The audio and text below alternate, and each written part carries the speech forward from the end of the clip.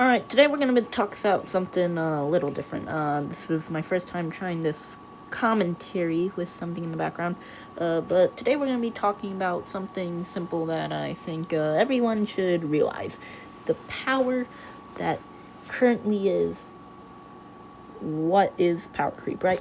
I feel like it's something everyone's talked about, but here's my personal look on it. Here's my personal ideas on power creep in the meta and all that.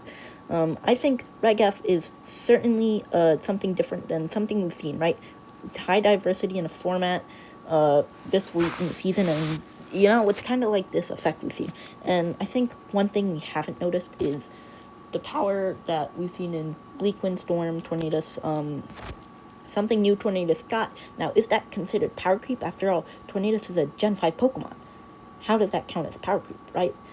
Me personally, I see this as that Tornadus is very good, Tornadus is very strong, it's always been that way, but now Tornadus has somehow power crept another Gen 5 Pokemon in Whimsicott, and we've seen that in usage, and today I'm going to talk about what really qualifies as power creep anyway.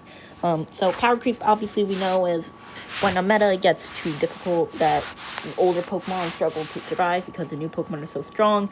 Gen 7 it was Incineroar, Gen 8 it was Zacian, Gen 9 it's Fluttermane, and so on, that really caused that power creep. But Gen 9, it's very interesting. Obviously, we see Fluttermane as the power creep mon of the century, but what about the other Pokemon, right? Think about other Pokemon that have been good in this meta.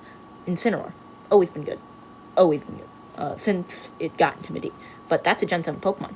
So is it really power creeping in Gen 9? Or should we Rapid Strike? Power creep in Gen 9. Power creep in Gen 9. But it was a Gen 8 Pokemon. It wasn't the best in Gen 8, but it was a Gen 8 Pokemon. So is it still power creep? And my personal opinion on the view is, like, alright, if a Pokemon gets a new move, maybe the move is considered power creep, like Bleak Windstorm Tornadus.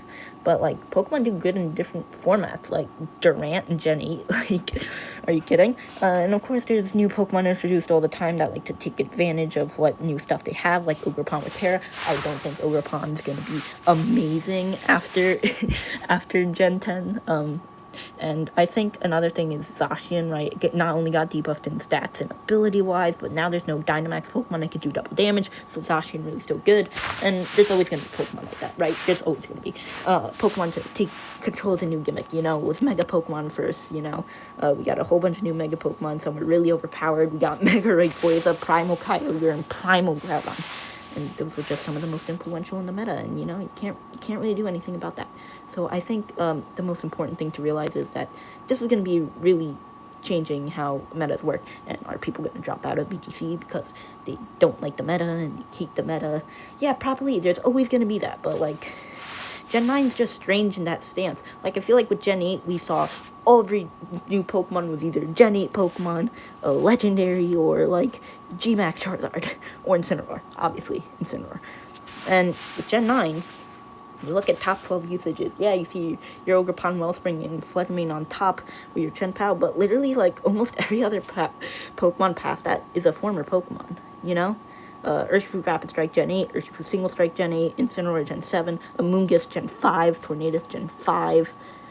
So, power creep, it could exist in just 3 Pokemon. Chien-Pao, Ogerpon, Wellspring, and Fluttermane. And Farigiraf was really, yes, why in top 12 it was more of a counter to the power creep. In Reg E, I feel like we saw more of that stronger, older Pokemon meta too, even if people didn't realize it. Yes, there was still strong Pokemon like Roaring Moon and Goldango, but Pokemon like Amoonguss were still around. Pokemon were like Urshifu Rapid Strike were still around. And now in Reg F, I feel like we've seen it even more with Entei and Dragonite, older Pokemon that have gotten new tools to advance themselves. And I feel like this is the direction Game Freak's trying to take. Debuff Pokemon that are bad. Like with the Farigiraf, like the last time they've added a new evolution that was not a regional variant was in Gen 6 with Sylveon. And I think, yeah, and that was just an evolution, It wasn't meant to buff. It was morely meant to sell plushies. But, like, Gen 4 was the last time we've seen, like, real, permanent evolution lines.